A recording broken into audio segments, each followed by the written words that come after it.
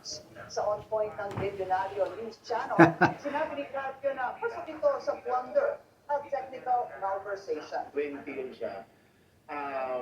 Yung Chinese... Ang kinil pa ni Marcos yung tulay Ang kinil pa ni Marcos yung tulay sa kwan, sa Davao. Nagkaroon ng agreement, no?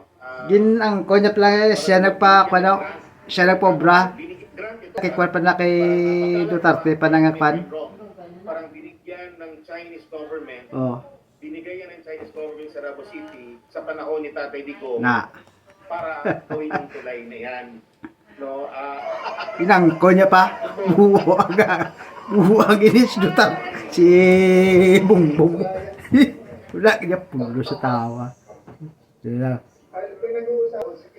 Oy, Bongbong. Bumaba ka na sa pisto mo. Wala pulos.